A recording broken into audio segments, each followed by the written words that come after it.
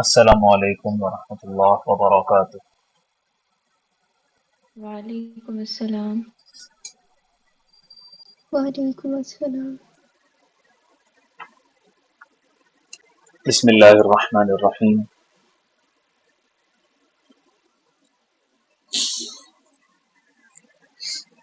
نحمده ونصلی علی رسولہ الکریم، اما بعد۔ حضرت عثمان رضی اللہ تعالی عنہ پر ہونے والے اعتراضات اور ان کے جوابات کا سلسلہ ان دنوں چل رہا ہے۔ دو مشہور اعتراضات کو ہم نے سمجھا اور ان کے جوابات اور حقیقتیں پتہ کی۔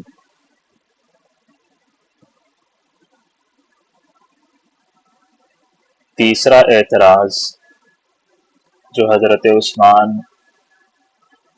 ابن عفان رضی اللہ عنہ کے اوپر آتا ہے وہ یہ ہے کہ حضرت عثمان نے اپنے رشتہ داروں کو، عزیز و اقارب کو، اپنے احباب کو مال غنیمت سے بے شمار مال، بیت المال سے بے شمار مال عطا کیا۔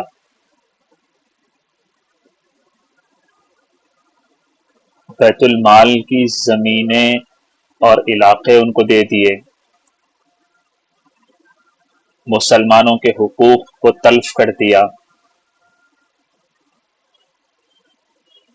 بیت المال جو ساری امت کا، سارے مسلمانوں کا ہوتا ہے، کسی ایک خاص شخص کا نہیں ہوتا، اس کے اندر بیجا تصرف کیا، اسراف کے طریقے کو اختیار کیا اور اپنی سخاوت کا اظہار کیا۔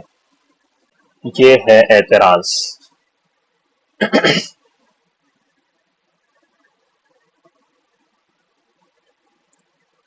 اعتراض اگر ایک جملے میں کہا جائے تو یہ اعتراض ہے کہ حضرت عثمان نے مسلمانوں کے مال میں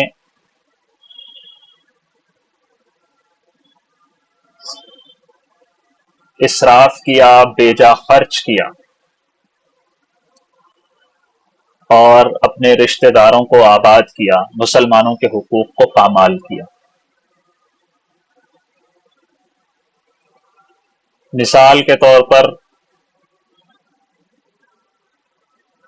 حکم بن العاص ایک شخص تھے، حضرت عثمان کے رشتہ داروں میں سے ایک، جسے رسول اللہ صلی اللہ علیہ وسلم نے طائف کی طرف جلاوطن کر دیا تھا۔ حضرت عثمان نے ان کو مدینہ آنے کی اجازت دے دی، اور صرف آنے کی اجازت نہیں دی بلکہ بیت المال سے 1,00,000 درہم عطا کیے۔ ان کے لڑکے حارث کو اجازت دے دی کہ بازار میں جاؤ، کاروبار کرو، جو فروخت ہو اس کی قیمت سے اپنے لیے عشر وصول کر لو۔ مروان کو افریقہ کے مال غنیمت کا خمس دے دیا۔ عبداللہ بن خالد کو 3,00,000 درہم کا عطیہ مرحمت کر دیا۔ اپنی صاحبزادیوں کو بیت المال کے قیمتی جواہرات عنایت فرما دیے، جبکہ فاروق اعظم عمر بن الخطاب رضی اللہ عنہ کے زمانے میں انتہائی شدت کے ساتھ اس قسم کے تصرفات سے احتراز کیا گیا تھا، روکا گیا تھا، خود بھی رکے تھے۔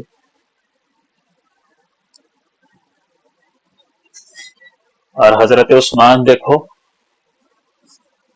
ساتھ میں حضرت عثمان پر یہ بھی اعتراض کیا جاتا ہے، یہ بھی الزام لگایا جاتا ہے کہ ایک عظیم الشان محل انہوں نے تعمیر کروا دیا تھا، اور اس کا بوجھ، اس کا مصرف سارا کا سارا بیت المال پر پڑتا تھا۔ بیت المال کے جو اہتمام کرنے والے محتمین تھے، عبداللہ بن ارقم اور معیقیب، ان لوگوں نے اسراف پر اعتراض بھی کیا تو ان کو معزول کر دیا، زید بن ثابت کو ان کی جگہ پر عہدہ عطا کر دیا۔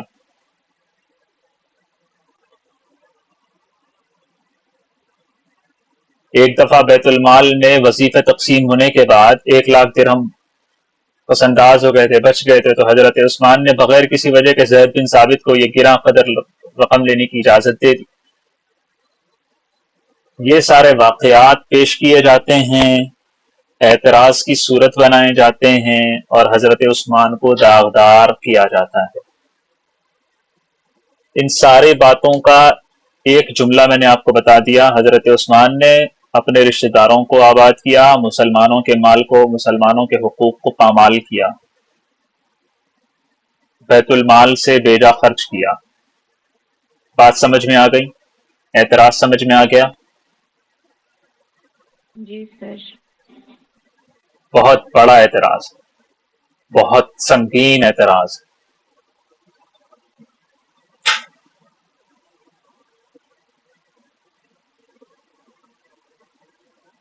میں ہمیشہ کہا کرتا ہوں،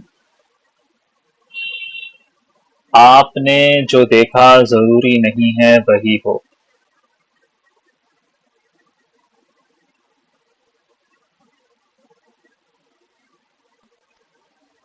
آپ نے جو سنا ضروری نہیں ہے وہی ہو۔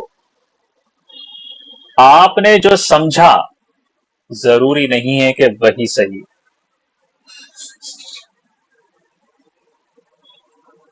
صبر سے، تحقیق سے، تحمل سے،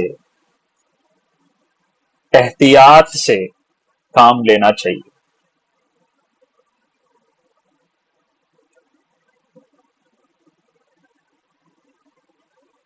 حضرت عثمان رضی اللہ عنہ کی سخاوت، ان کی داد و دہش، ان کے تصرفات یعنی ان کے مال کا خرچ کرنا،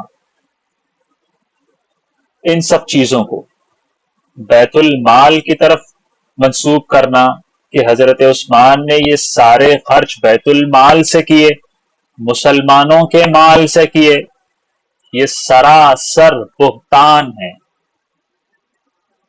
جھوٹ ہے، رنگ آمیزی ہے، ملمع سازی ہے، حقیقت کو اس کی صورت بدل کے پیش کرنا ہے۔ حضرت عثمان رضی اللہ عنہ کی مالداری، ان کی ثروت پہلے سے ہی مشہور تھی۔ میں نے صاحب کتاب نے اسی لیے پہلے مقدمات میں بات سمجھا دی، بتا دیا کہ حضرت عثمان پہلے سے ہی مالدار تھے، ان کو غنی کہا جاتا تھا، اسلام لانے کے بعد نہیں، اسلام سے پہلے ہی۔ حضرت عمر کے زمانے میں جب فتوحات شروع ہوئیں، بے شمار مال غنیمت تقسیم ہوتا تھا۔ فقیر مہاجرین صحابہ جن کو ایک وقت کی روٹی نہیں ملا کرتی تھی، ایک ایک روٹی کے محتاج ہوا کرتے تھے، ویسے صحابہ لاکھوں درہم و دینار کے مالک بن گئے تھے، زمینوں اور باغوں والے بن گئے تھے، بڑی بڑی عمارتیں بنا کر رہنے لگے تھے۔ یہ تھا فقراء مہاجرین صحابہ کا حال۔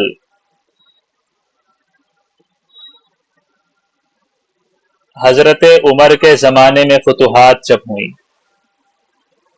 اب جو لوگ پہلے سے ہی مالدار تھے، لاکھوں کے مالک تھے، جب ان کو مال غنیمت کا حصہ ملتا، اسلامی جہاد غزوات کا حصہ ملتا، وہ لاکھوں سے بڑھ کر کروڑوں کے مالک بننا شروع ہو گئے، جن میں حضرت عثمان رضی اللہ عنہ بھی تھے، کیونکہ یہ پہلے سے مالدار تھے، اس میں کسی کو شک نہیں ہے۔ حضرت عثمان رضی اللہ عنہ تمام صحابہ میں سب سے زیادہ دولت مند تھے۔ ان کی دولت کا اندازہ اس بات سے لگایا جا سکتا ہے کہ اسلام کے ابتدائی زمانے میں ہزاروں دینار انہوں نے ایک کنویں خریدنے کے لیے دیے تھے. بیر روما کی خریداری پر انہوں نے صرف کر دیے تھے. ایک بڑی رقم مسجد نبوی کی تعمیر اور اس کی توسیع میں انہوں نے خرچ کیا. ایک جنگ جس کا نام جیش اسرت ہے، اس کے اندر اپنے مال کو ایسے پانی کی طرح خرچ کیا کہ اس کی تنگی ختم کی، جس کا نام ہی تنگی والی جنگ تھا. جنگوں میں، جہادوں میں، غزوات میں سینکڑوں گھوڑوں، اونٹوں، ہزاروں درہم و دینار، ہزاروں من غلے سے امداد کیا کرتے تھے حضرت عثمان رضی اللہ عنہ. اسی لیے حضرت عثمان رضی اللہ عنہ صرف دولت اور ثروت کے اعتبار سے مشہور نہیں تھے. یہ نہیں تھا کہ حضرت عثمان صرف مالدار ہے. ان کی سخاوت ایسی تھی کہ ان کی سخاوت بھی تمام عرب میں ضرب المثل تھی. عثمان جیسا سخی کہا جاتا تھا. آپ لوگوں نے وہ واقعہ سنا ہوگا کہ حضرت علی رضی اللہ عنہ کے پاس کچھ بھی نہیں تھا سوائے ایک زرہ کے، جب ان کا نکاح ہو رہا تھا. راستے میں حضرت عثمان ملے. کیا حضرت عثمان نے ان سے وہ زرہ نہیں خریدی؟ سب کو پتا ہے حضرت عثمان ملے. حضرت عثمان نے ان سے دریافت کیا کہ کہاں جا رہے ہو؟ زرہ بیچ رہے ہو؟ زرہ مجھے بیچ دو. زرہ بیچ. زرہ ڈبل قیمت میں خرید لی جو مارکیٹ میں نہیں ملتی. اور جب رقم حضرت علی کو ادا کر دی، زرہ لے لی، تو زرہ بھی ہدیہ کر دیا. ایسا سخی انسان، کیا اس کی سخاوت ضرب المثل نہیں بن سکتی؟ ایسی سخاوت کی مثالیں بیان نہیں کی جاتی کہ سخاوت ہو تو ایسی ہو، ایسی سخاوت.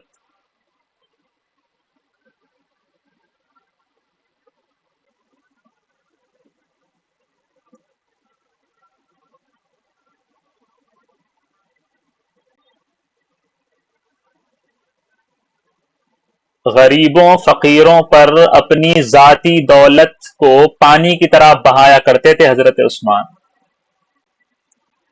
ان کی سخاوت ان کی ذاتی مال اور ان کے ذاتی دولت سے ہوا کرتی تھی، بیت المال سے نہیں ہوا کرتی تھی.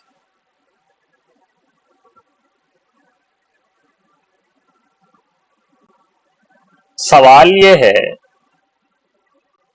کہ جو اللہ تعالی کے راستے میں اس قدر سخاوت کرتا ہو، لاکھوں درم و دینار یوں اللہ کے راستے میں خرچ کر دیتا ہو، پانی کی طرح بہا دیتا ہو، کیا وہ اپنی دولت اپنے رشتہ داروں کے ساتھ صلہ رحمی کرنے کے لیے نہیں خرچ کر سکتا؟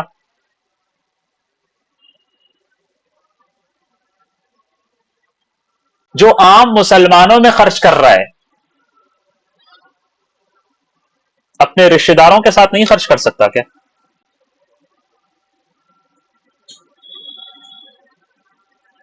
ان کی سخاوت صرف اپنے قبیلے اور خاندان کی حد تک محدود ہوتی تو الگ بات تھی. ان کی سخاوت ان کے خاندان اور قبیلے کی حد تک محدود نہیں تھی.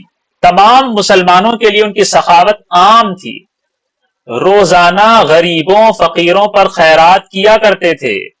مہاجر اور انصار صحابہ کی ضیافت کیا کرتے تھے. مہمان نوازیاں ہوتی تھی. عمدہ عمدہ کھانے کھلائے جاتے تھے. اللہ تعالیٰ کے لیے اللہ کی راہ میں بے شمار غلام آزاد کر دیا کرتے تھے. خصوصاً جمعہ کے دن ایک غلام ضرور آزاد کیا کرتے تھے. سوچیں آپ کتنی بڑی سخاوت ہے.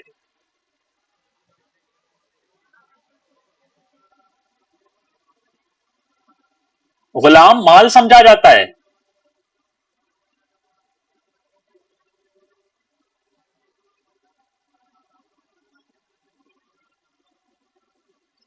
جو پہلے سے ہی مالدار ہو، کروڑوں کا مالک ہو، عام مسلمان، خاص مسلمان، دوسرے الفاظ میں جو رشتہ دار نہیں ہیں ان کے اوپر بھی، جو رشتہ دار ہیں ان کے اوپر بھی خرچ کرنے والا انسان، اگر رشتہ داروں پر خرچ کر لے تو پیٹ میں درد کیوں ہوتا ہے؟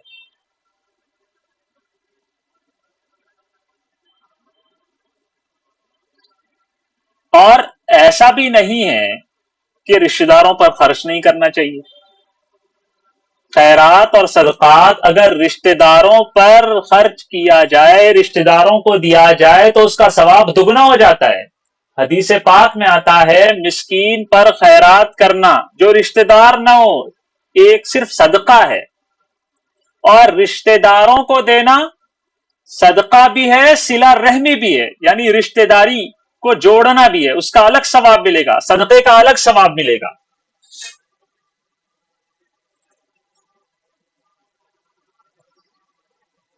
قرآن پاک میں جہاں مال خرچ کرنے کا ذکر ہے، جہاں پر بتایا گیا کہ مال کن کن پر خرچ کیا جائے، وہاں پر اللہ تعالیٰ نے سب سے پہلا مصرف یعنی جہاں پر خرچ کرنا چاہیے، سب سے پہلے رشتہ داروں کا ذکر کیا وہاں پر قرآن نے.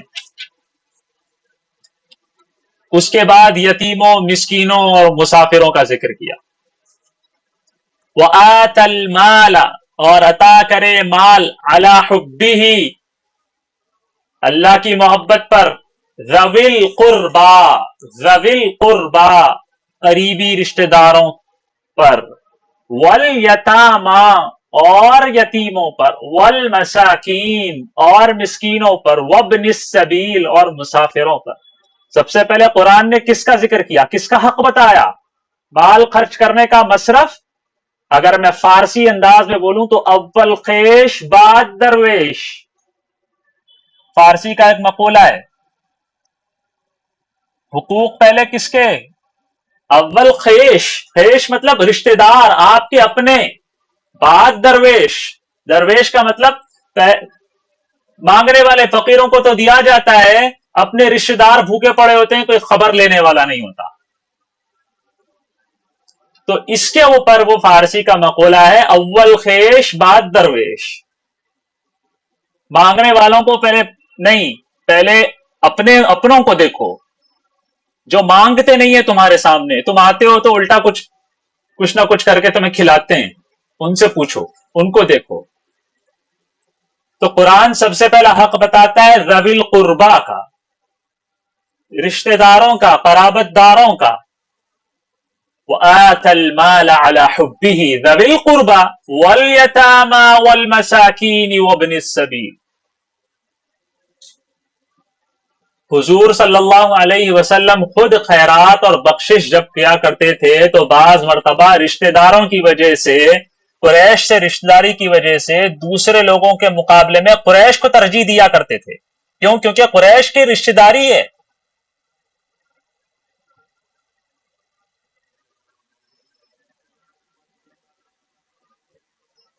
حضرت عثمان کر لیں تو کیوں پریشانی ہو رہی ہے؟ حضرت عثمان رضی اللہ عنہ کے ان اخراجات اور صدقہ و خیرات کو بیت المال کی طرف نسبت دینا محض تعصب حضرت عثمان سے اور محض دشمنی کی بنا پر ہے. دشمنوں نے لگا دیا، ہمارے لوگوں نے نقل کر لیا، کیونکہ تاریخی حقیقت ہے نا جناب، ملمہ سازی ہے. الفاظ دیکھو کتنے اچھے ہیں بھائی. This is an history, this is an history, history ہے بھائی، ایک فیکٹ ہے، کون انکار کر سکتا ہے؟ آپ کہیں گے ہاں بھائی تاریخ کو کون جھٹلا سکتا ہے؟ تاریخ تو تاریخ ہے، ہسٹری تو ہسٹری ہے، ماضی تو ماضی ہے جس کو کوئی بدل نہیں سکتا. جو ہے وہی پیش کر رہے ہیں، جو ہے اس کو چینج کر کے پیش کیا جا رہا ہے.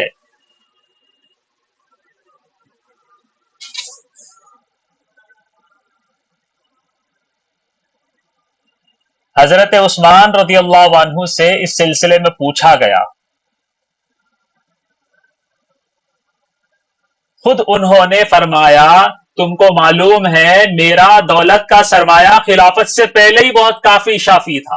ایسا نہیں ہے کہ میں اب مالدار ہوا ہوں خلیفہ بن کے، اب میں پریزیڈنٹ بن کر لوگوں کو لوٹ کے، پرائم منسٹر بن کے لوگوں کو لوٹ کے سوئٹزرلینڈ میں بینک اکاؤنٹس بنا رہا ہوں آج کل کے لوگوں کی طرح. نہیں، میں تو پہلے سے ہی دولت والا تھا، سرمایہ والا تھا. میرے اخراجات، اور اخراجات بھی کیا، صدقات خیرات، اس کو بھی تم جانتے ہو کہ میں شروع سے صدقات کیا کرتا ہوں، خیرات کیا کرتا ہوں. وہ اپنے جیب خاص سے، اپنے خاص مال سے کیا کرتا ہوں، بیت المال سے بالکل بھی نہیں کیا کرتا۔ حضرت عثمان کے الفاظ سنیے، طبری نے اس کو نقل کیا ہے، میں اردو میں بولتا ہوں۔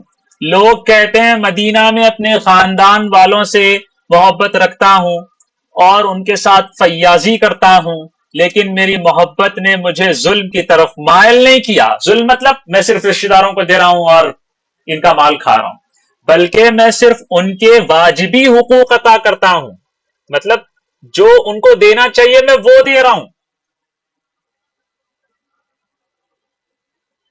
اسی طرح جو میری سخاوت ہے وہ اپنے مال ہی تک محدود ہے۔ مسلمانوں کا مال نہ میں نے اپنے لیے حلال سمجھا ہے، نہ کسی دوسرے کے لیے حلال سمجھتا ہوں۔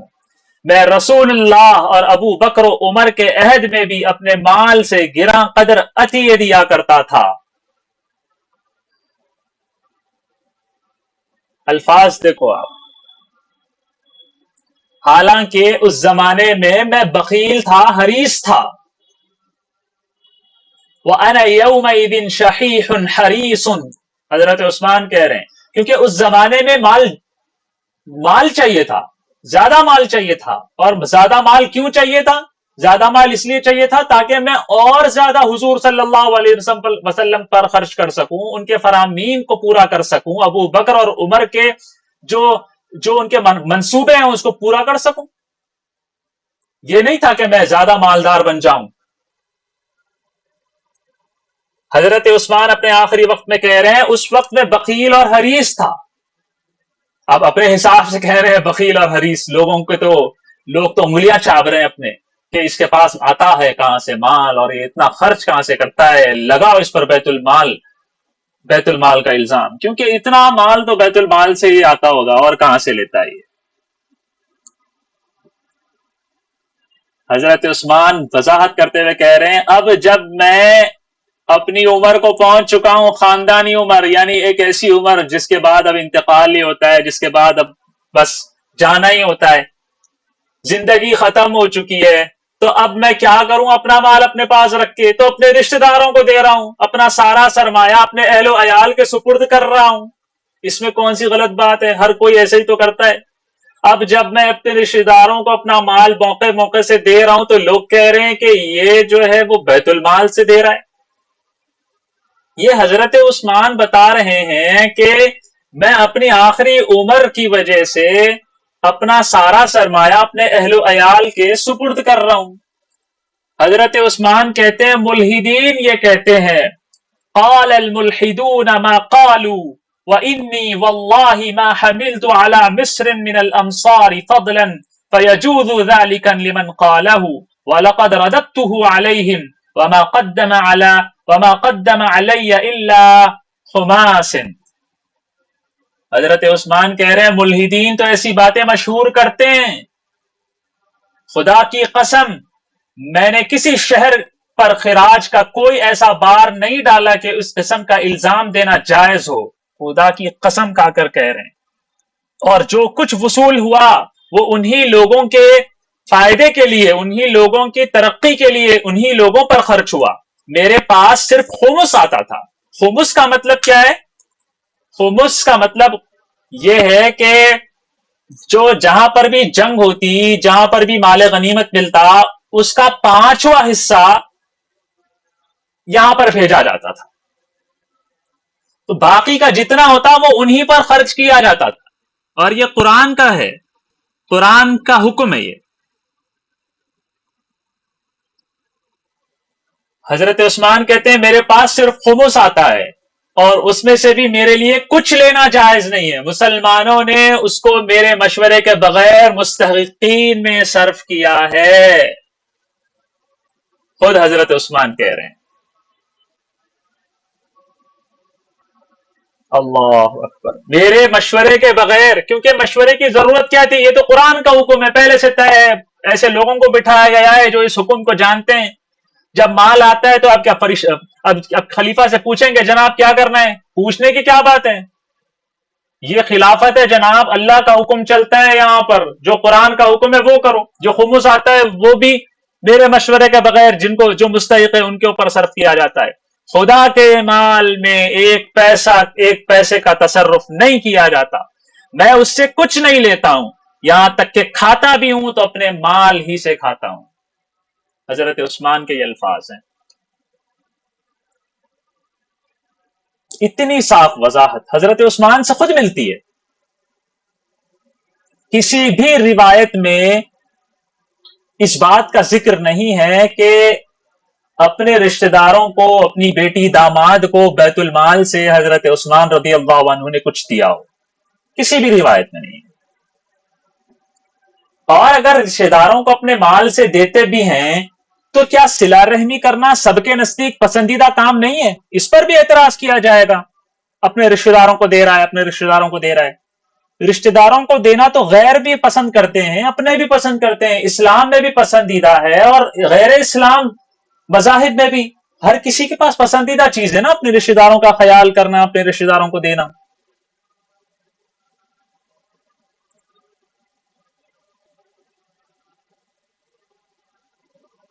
یہ ایک ایسا کام ہے صلہ رحمی کرنا، رشتہ داروں کو نوازنا، جس پر کسی قسم کا کوئی اعتراض ہو ہی نہیں سکتا.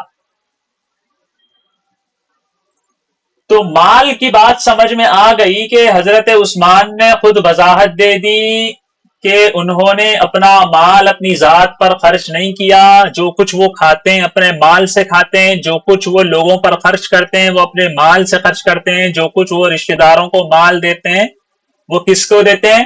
کس سے دیتے ہیں؟ اپنے مال سے دیتے ہیں، اپنے جیب سے دیتے ہیں. بیت المال کا 1 روپیہ، 1 پیسہ، 1 پائی نہیں لیتے. ٹھیک ہے. تو پھر وہ جو زمینیں ہیں جو حضرت عثمان نے اپنے دوست احباب کو، اپنے رشتہ داروں کو دی ہیں، وہ کیا ہے؟ تو زمینوں کے معاملے میں اعتراض کرنے والوں نے دھوکے سے، تدلیس سے، مغالطے سے کام لیا ہے. ہوا یہ تھا کہ حضرت عثمان رضی اللہ عنہ خراب اور بنجر زمینوں کو مسلمانوں کو دیا کرتے تھے. عام مسلمانوں کو خراب بنجر زمینیں مسلمانوں کو دیا کرتے تھے. یہ لو اسے آباد کرو، اس کے اندر کھیتی باڑی کرو، اس کو زندہ کرو. ان مسلمانوں میں سے حضرت عثمان کے کچھ اقارب بھی آ گئے. وہ مسلمان ان زمینوں کو آباد کرتے تھے، ان کو زندہ کر کے ملک کی آبادی اور رزق کی فراخی کا ذریعہ بناتے اس زمین کو. یعنی جب زمینیں بنجر پڑی ہوئی ہیں تو بیکار ہیں، ان زمینوں میں کاشتکاری کی جائے گی، کچھ اس کے اندر رزق پیدا ہوگا، وہ رزق مسلمانوں کے پاس ہی آئے گا اور اس کا جو بھی کاشت، اس کا جو بھی محصول ہوگا وہ ساری حکومت کو فائدہ پہنچائے گا. اسی وجہ سے حضرت عثمان ایسا کیا کرتے تھے، مسلمانوں کو دیا کرتے تھے، اس میں انہوں نے کچھ اپنے رشتہ داروں کو بھی دے دیا. اور حضرت عثمان کے اس طرز عمل سے، اس تدبر سے، اس طریقے سے بیت المال کی آمدنی دگنی ہو گئی. حضرت عثمان نے کوئی بھی زندہ کاشتکاری والی آباد زمین اپنے کسی رشتہ دار کو نہیں دی. دی ہے تو بنجر زمین، وہ بھی اس وجہ سے تاکہ ملک و ملت کا فائدہ ہو.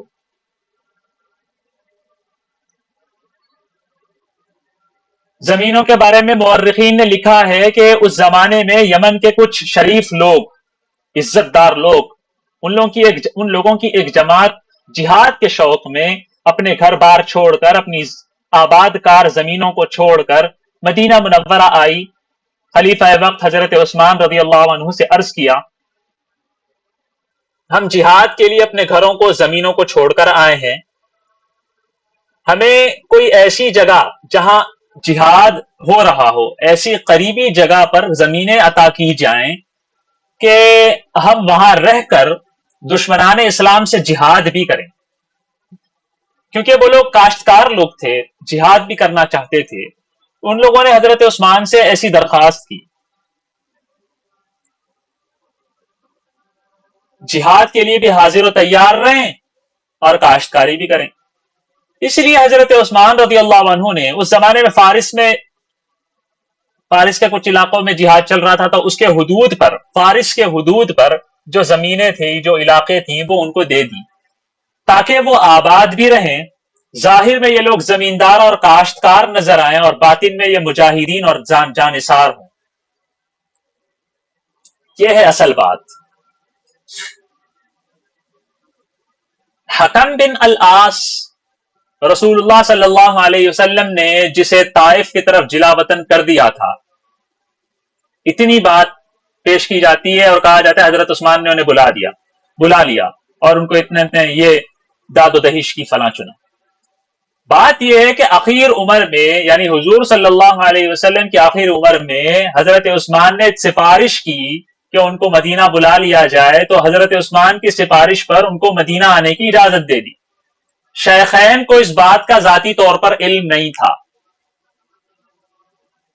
تو انہوں نے اس بات کی منظوری نہیں دی تھی.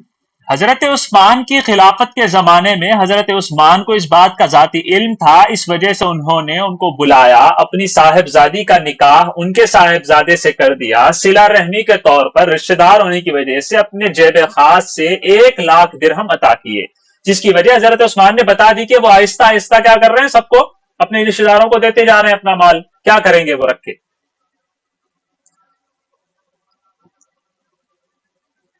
مروان جو ہے ان کو جہیز میں 1,00,000 درہم کا گراں قدر انعام جو ہے ان کو جہیز کے طور پر دیا.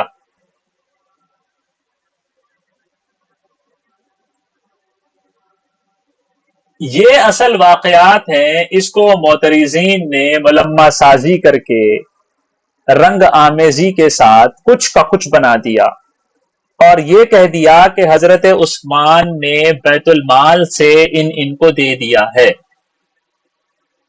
حضرت عثمان نے جس شخص کو بلایا ہے حضور کی اجازت پہلے مل گئی تھی، پیش کیا گیا، حضرت عثمان نے حضور کی نافرمانی کی، جس کو حضور نے جلا وطن کر دیا اس کو بلا لیا.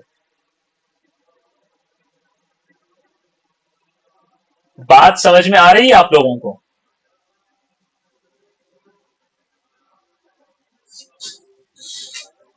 جی سر. بہت سارے واقعات ہیں ایسے جن کا نچوڑ آپ کے سامنے میں نے پیش کر دیا ہے کہ حضرت عثمان نے ذاتی طور پر اپنا مال خرچ کیا، بیت المال کا 1 روپیہ، 1 پیسہ، 1 دینار، 1 درہم، کچھ بھی حضرت عثمان نے نہ اپنے رشتہ داروں پر اپنے ذاتی مصرف سے خرچ کیا، ذاتی مصرف کے طور پر خرچ کیا، نہ ہی اپنی ذات کے لیے استعمال کیا. اب چاہے جو واقعہ آپ کو مل جائے، مروان کو مال غنیمت میں خمس دینے کا، اور اس کے علاوہ بہت سارے واقعات جو آپ کو ملتے ہیں، وہ سب کے سب کیا ہیں؟ جھوٹ ہیں، فریب ہیں، دھوکہ ہیں. ساری باتیں تاریخ کی کتابوں میں تفصیل سے لکھی ہوئی ہیں. ابن خلدون نے تاریخ ابن خلدون میں لکھا ہے کہ ابن زبیر نے کیا کیا تھا، طرابلس کی فتح ہوئی، تو طرابلس کی فتح کی خوشخبری کے ساتھ اس کا 5واں حصہ، خمس جسے کہتے ہیں، وہ دارالخلافت بھیجا.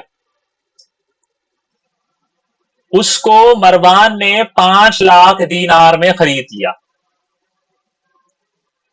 ابن خلدون خود لکھتے ہیں بعض لوگ جو یہ کہتے ہیں کہ مروان کو دے دیا گیا، یہ بات صحیح نہیں ہے، بلکہ مال غنیمت کے خمس کا جو حصہ تھا وہ عبداللہ بن ابو سرح کو دے دیا تھا.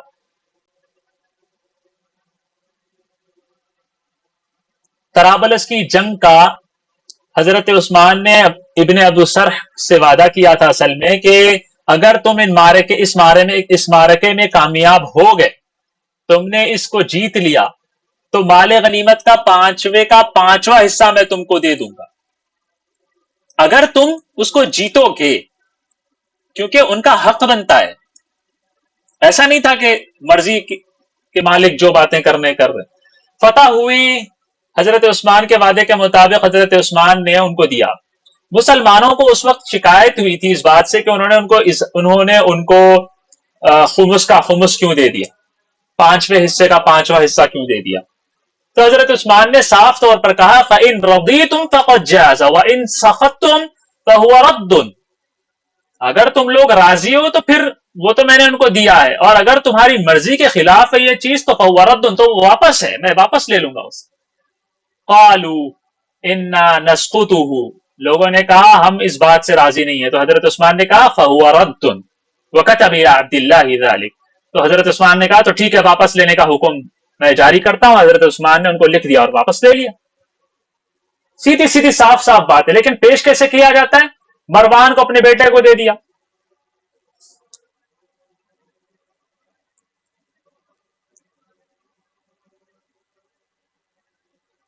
یہ ساری باتیں ہیں۔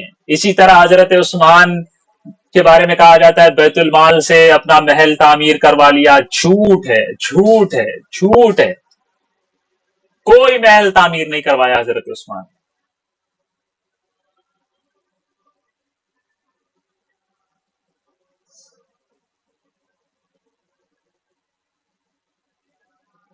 جس کا ذکر میں نے کیا تھا زید بن ثابت کو، جو بیت المال کے محتمم تھے، ان کو 1,00,000 درہم دے دیا ایسے ہی، یہ بھی بالکل بے بنیاد بات ہے، کہیں بھی یہ بات ایسی لکھی ہوئی نہیں ہے کہ حضرت عثمان سے اس بات ثابت ہو۔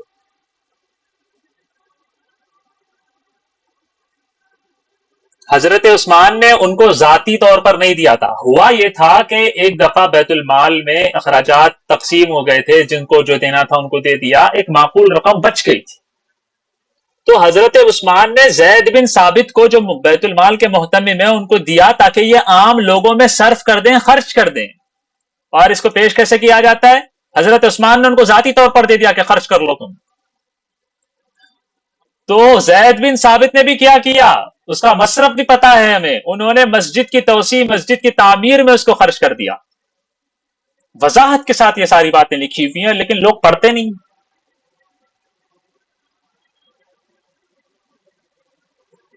آج میں یہی چیزیں دیکھ رہا تھا، پڑھ رہا تھا، مجھے ایک حدیث نظر آئی، میں بڑا حیران ہوا، اللہ تعالیٰ کا میں نے شکر ادا کیا۔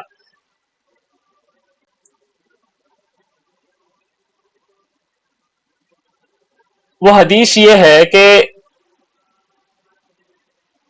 حضور صلی اللہ علیہ وسلم کے زمانے میں ایک شخص کا جنازہ لایا گیا، حضور صلی اللہ علیہ وسلم نے اس کا جنازہ نہیں پڑھا، ترمذی کی روایت ہے یہ۔ صحابہ نے پوچھا ہم نے تو آپ کو نہیں دیکھا کہ کسی کا جنازہ آپ نے ایسے نہیں پڑھا، تو حضور نے اس کا جواب پتہ ہے کیا دیا؟ حضور نے کہا یہ عثمان سے بغض رکھتا تھا، اسی لیے اللہ بھی سے بغض رکھتے ہیں۔ جنازہ نہیں پڑھا حضور صلی اللہ علیہ وسلم نے اس کا۔ اللہ اکبر، حضرت عثمان سے بغض کا نتیجہ دیکھو۔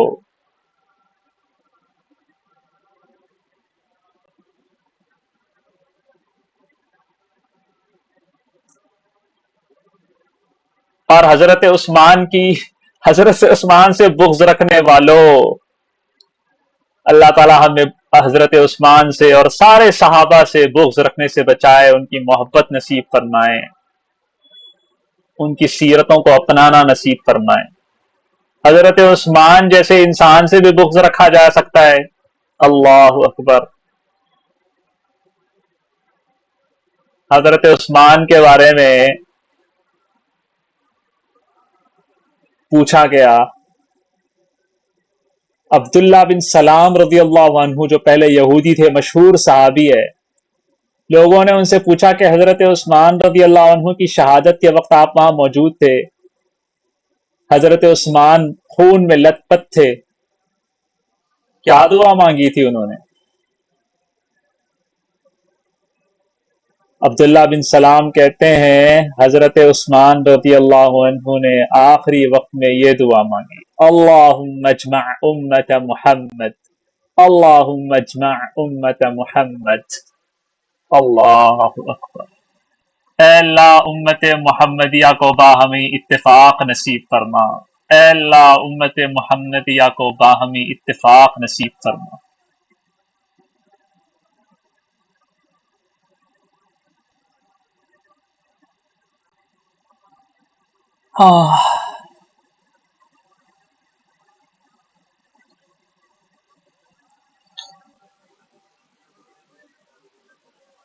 جس نے اپنا خون بہ جائے گوارا کر لیا، لیکن یہ گوارا نہیں کیا کہ مسلمانوں پر تلوار اٹھائیں، ہتھیار چلائیں۔ اخلاق عظیمہ کے حامل افراد۔ آج کے لیے یہ تیسرا اعتراض میرے نظر میں کافی ہے، کسی کو کچھ پوچھنا ہے تو ضرور پوچھیے۔